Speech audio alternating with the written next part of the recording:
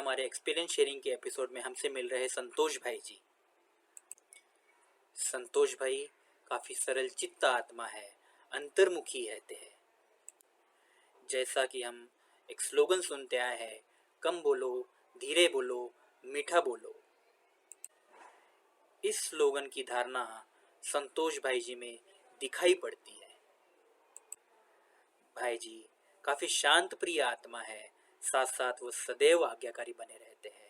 सदैव हाजी का पाठ उनके मुख पे सदैव रहता है। उनका लौकिक परिचय उन्होंने अनुभव के शुरू में ही बताया है, तो हम उस अनुभव को, उस लौकिक परिचय को फिर से यहाँ पर रिपीट नहीं करेंगे। डिटेल अनुभव, ज्ञान के धारणा की बातें हम उनसे ही सुनेंगे। तो आइए सुनते हैं संतोष भाई जी का एक्सपीरियंस। ओम शांति।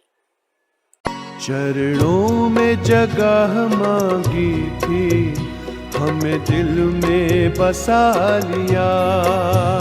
चरणों में जगह मांगी थी, हमें दिल में बसा लिया।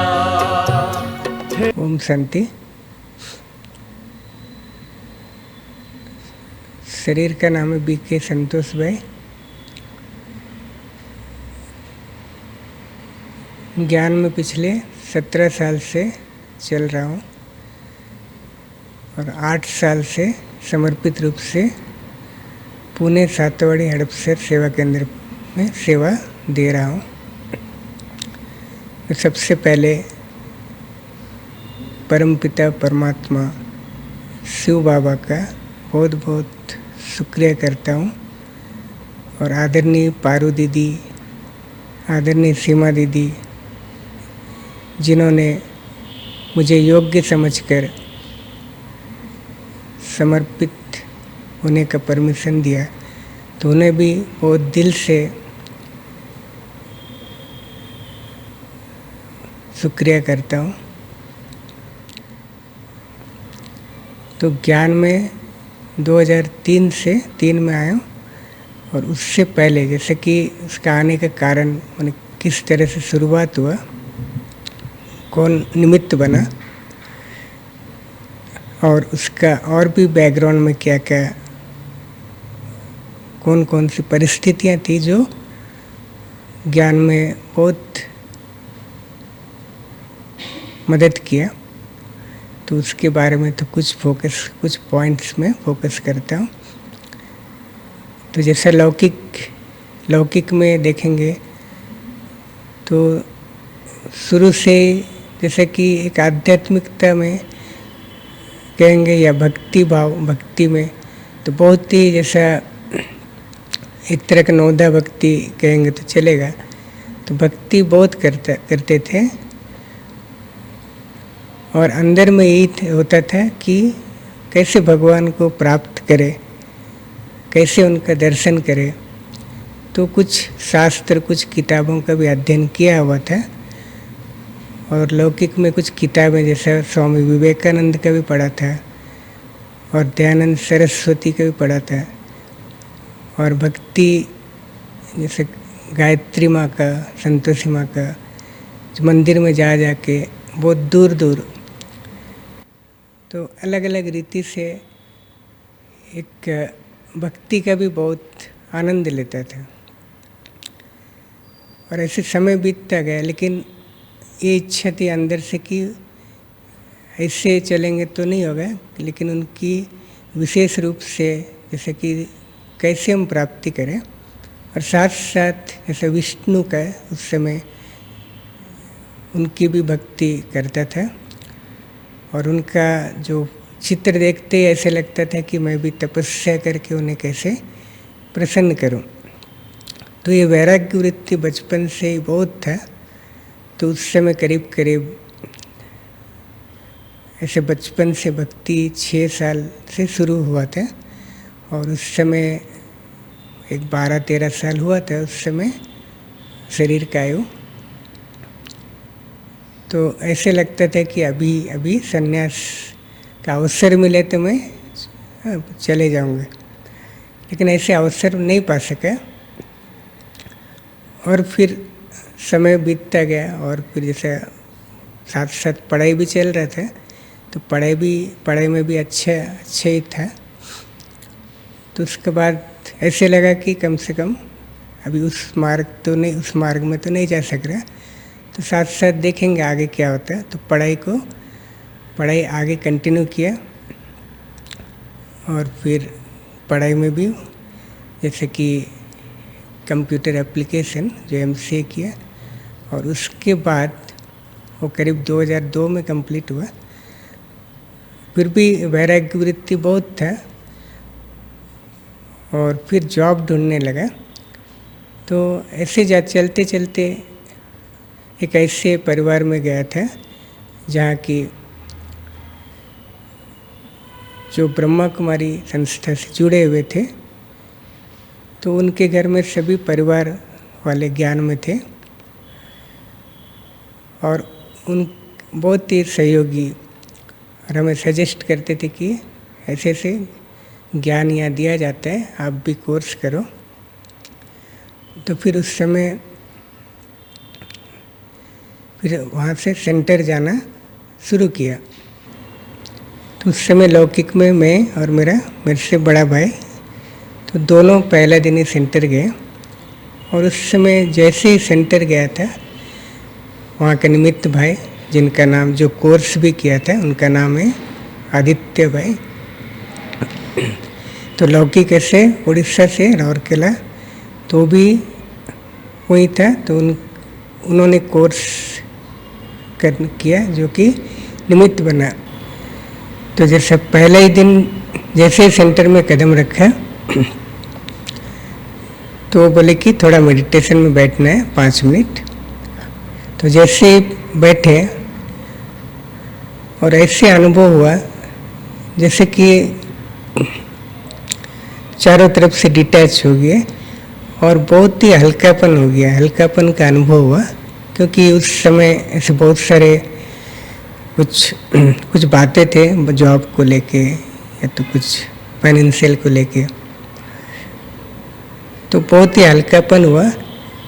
और एक ऐसा फील हुआ जैसे कि हम अपने घर में पहुंच गए। तो ये पहला अनुभव था।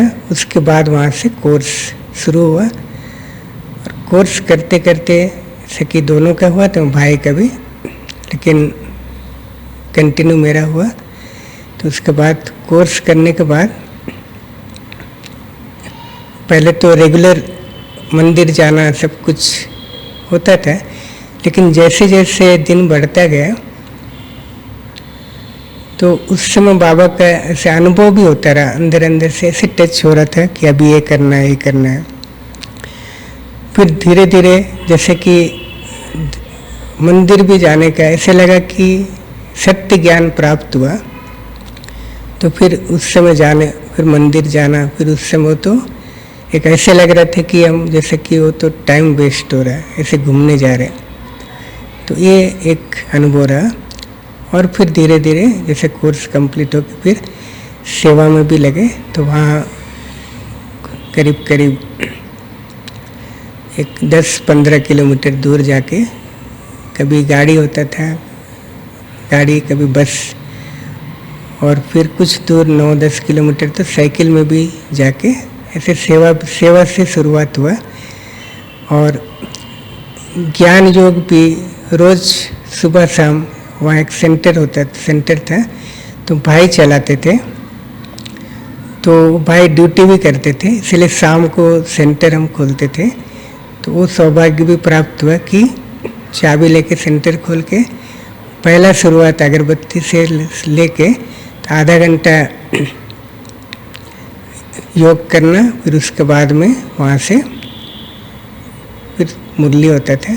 तो इस तरह से ज्ञान योग और सेवा वो साथ साथ बाबा ने करवाया।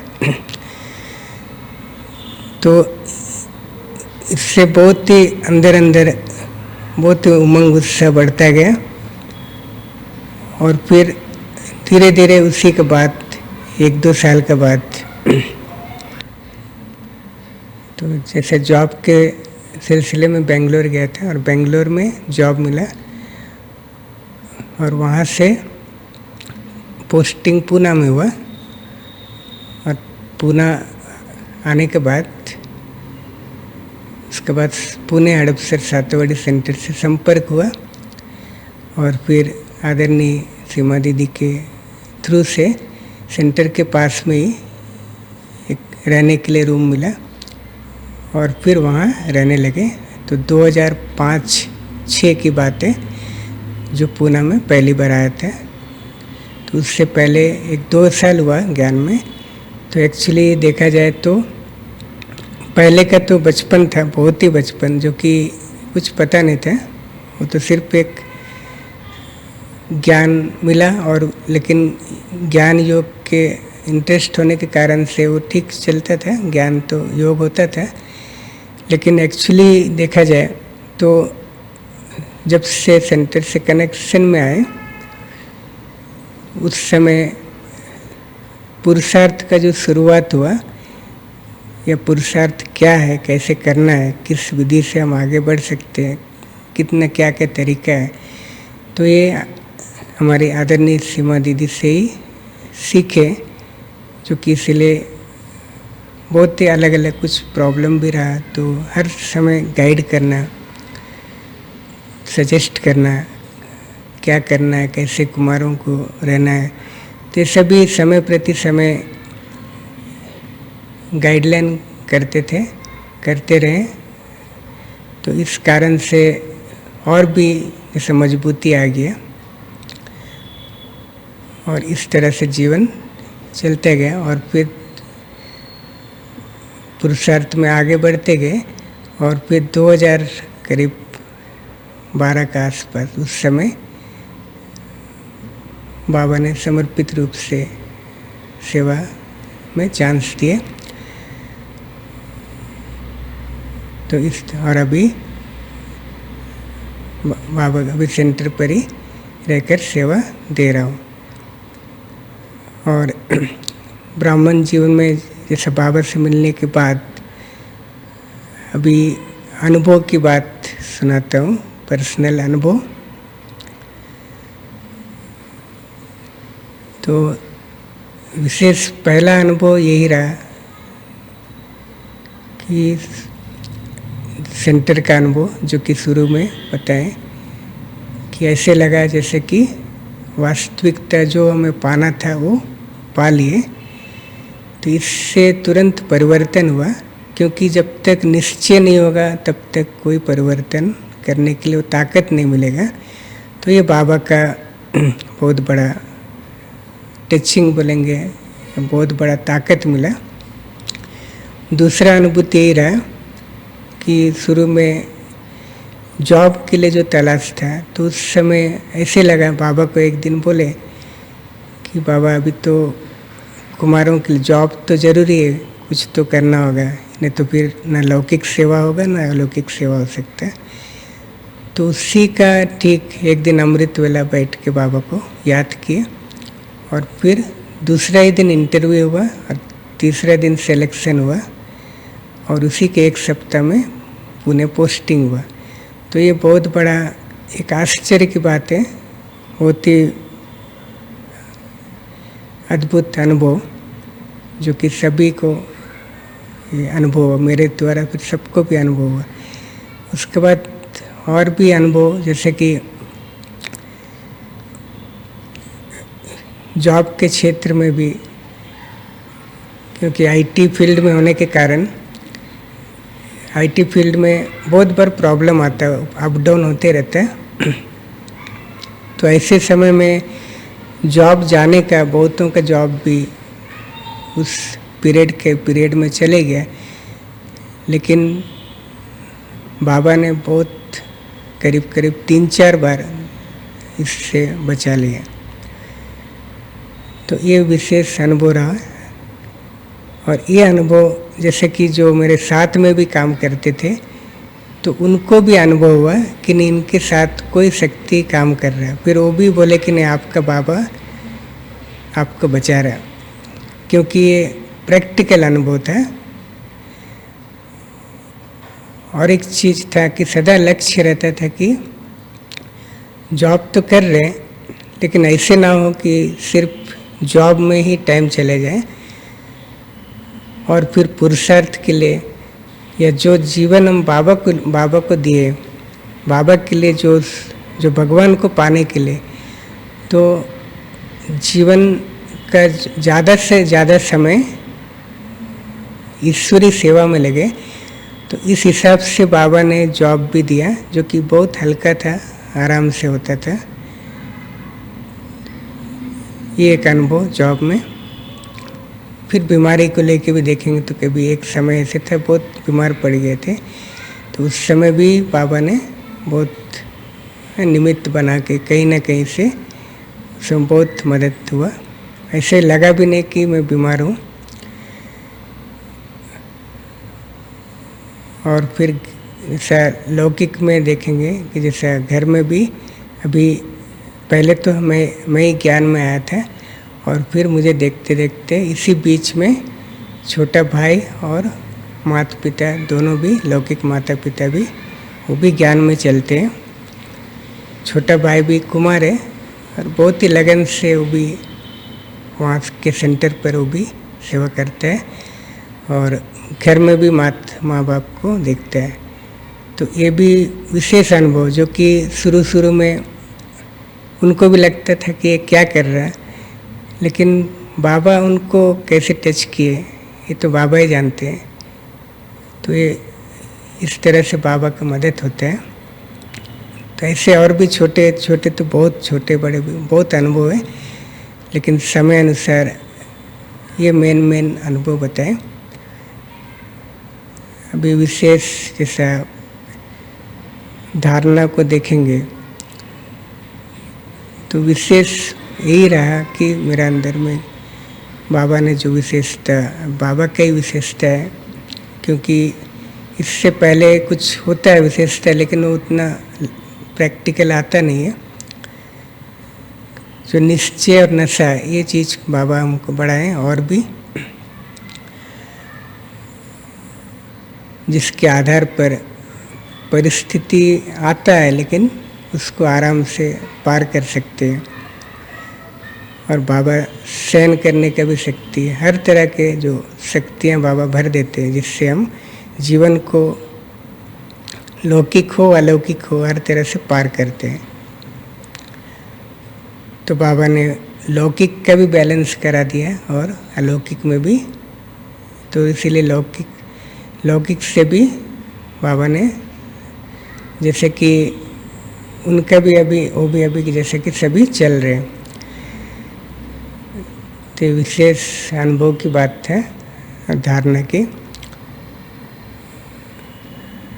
जैसे अंत में कुमारों के प्रति विशेष शुभेच्छा ही बोलेंगे, शुभेच्छा ही है, क्योंकि कुमारों का बहुत जगह, क्योंकि कहीं अकेले रहते हैं, कभी कहीं घर पर रहते हैं, तो इस तरह से कहीं अलग अलग तरह का प्रॉब्लम भी होता है। कहीं कोई अकेले चलते हैं, यदि परिवार में चलते हैं तो उतना प्रॉब्लम नहीं रहता है, क्योंकि ज्ञान होता है।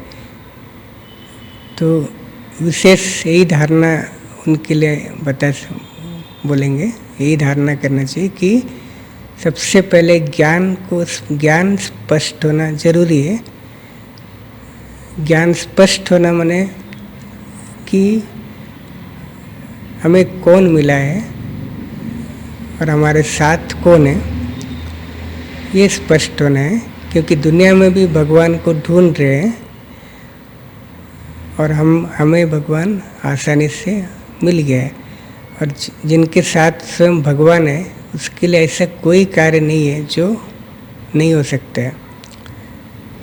तो बाबा का सदा मदद रहता है, सिर्फ एक निश्चय होना है और ज्ञान का क्लैरिटी होना है कि हमको क्या करना है, और हम भगवान का बने हैं तो क्यों बने हैं, ये भी स्पष्ट होना चाहिए। नहीं तो फिर ऐसे कहा जाता है कि अधूरा ज्ञान बहुत भयंकर खतरा होता है, इसीलिए ज्ञान का स्पष्टीकरण बहुत इम्पोर्टेंट है। तो जितना हम बाबा पर निश्चय रहेगा तो नशा भी रहेगा, और नशा रहेगा तो अनुभूति अपने आप होगा, क्योंकि नशा वाले के पास में विघ्न भी ठहरेगा नहीं। तो इसके लिए एक दो अनुभव जो पहले भी बता दिए, तो उसी अनुभव को जैसे कुमारों के प्रति भी रखना चाहता हूँ। जैसे जिनके घर में जैसे कहीं विरोध है, खान पान का प्रॉब्लम है, या और भी कुछ बातें हैं, कहीं जॉब का प्रॉब्लम है, तो जैसे सबसे पहले जहाँ रहते हैं उनके प्रति सदा एक शुभ भावना रखना जरूरी है, चाहे सेंटर में हो या घर में हो। क्योंकि जिनके साथ रहते हैं तो उनके प्रति यदि शुभ भावना नहीं रहेगा तो नेगेटिव वाइब्रेशन उनके वृत्ति को और भी नेगेटिव की ओर ले जाएगा, और फिर हमारे प्रति उनका शुभ भावना नहीं रहेगा, फिर वो विघ्न रूप बन जाते हैं। इसीलिए सदा यही सोचना है कि वो भी ज्ञान में आ जाए, उनका भी कल्याण हो। ये बहुत दिल से बाबा के पास अर्जी रखना है, क्योंकि ये मेरा प्रैक्टिकल अनुभव था। क्योंकि हम पहले हम अकेले थे, तो उस समय भले विरोध नहीं था, फिर भी कहीं कहीं पर पूछते थे। तो इस तरह अगर हम बाबा को दिल से बोलते हैं तो बाबा उनको किसी न किसी तरह उनको ज्ञान में कहीं ना कहीं से, अगर ज्ञान में नहीं भी आए तो संपर्क में ज़रूर आएंगे। तो ये निश्चय होना जरूरी है, प्रैक्टिकली अपने पर्सनल अनुभव है। दूसरा है कि कोई सोचते खान पान का प्रॉब्लम आगे चल के कौन देखेगा, तो जिनका साथी भगवान है उनका साथ और कोई देने का ज़रूरत है या नहीं है। तो एक्चुअली देखा जाए तो कोई नहीं है, लेकिन स्वयं भगवान है, तो किसी न किसी तरह से निमित्त बना के किसी को तो हमारा सेवा करते हैं। तो ये निश्चय होगा तो ये नशा चढ़ेगा, तब जाके हम कोई भी बात पर डगमग नहीं होंगे कि क्या होगा। एक्चुअली देखा जाए तो कुछ भी नहीं होगा। तो इसलिए जो भी खाना बनाना पड़ा, कुछ भी हो, तो बहुत प्यार से बाबा को खिला के हम खाएंगे। तो ऐसे कहा जाता है कि भोजन से आधा पुरुषार्थ हमारा आसान हो जाता है, क्योंकि भोजन जब हम याद में बनाते हैं तो बहुत बल देता है। और वही भोजन जो घर में रहते हैं तो उनको भी दृष्टि दे के उनको भी खिलाएंगे तो उनका भी मन परिवर्तन, हृदय शुद्ध हो जाता है। तो भोजन का बहुत महत्व है, इसीलिए उसको मेहनत नहीं समझना है, उसको और भी पुरुषार्थ का साधन समझना है। और लास्ट फाइनल बात है कि जैसे किसी को जॉब का, किसी को कुछ परेशानी है, तो सब चीज़ सभी क्या बाबा के सामने रखना है दिल से कि बाबा अभी आप भी इसका सॉल्यूशन दे सकते हैं, क्योंकि और किसी को हम मांग नहीं सकते। तो बाबा किसी न किसी तरह जॉब हो या और कुछ परेशानी हो, बाबा उसको ठीक कर देंगे। और फिर उसमें कुछ परेशानी भी होता है, प्रॉब्लम भी आता है, तो बाबा उसे विघ्न को भी ख़त्म कर देंगे। और कुमार जीवन ये बहुत लक्की जीवन है हमारा, जो आज के समय में देखेंगे तो घर गृहस्थ में या दुनिया में क्या हालत है। और हमें तो बाबा स्वयं भगवान मिला है और ऐसी दुनिया स्थापन कर रहा है। तो एक जन्म हम अगर भगवान के लिए देते हैं तो देखें तो कल्प मैंने जन्म जन्म का 21 जन्म ही नहीं, लेकिन जन्म जन्म का हमारा कल्याण होता है। तो इसलिए ये बहुत इम्पोर्टेंट, बहुत महत्वपूर्ण है। इसके लिए बाबा का शुक्रिया करना चाहिए कि कुमार जीवन में भगवान मिला है। ये बहुत ये भी एक नशे की बात है, और बहुत भगवान को, बाबा को बहुत दिल से ऐसा कोटि कोटि शुक्रिया करना चाहिए। अच्छा, ओम शांति।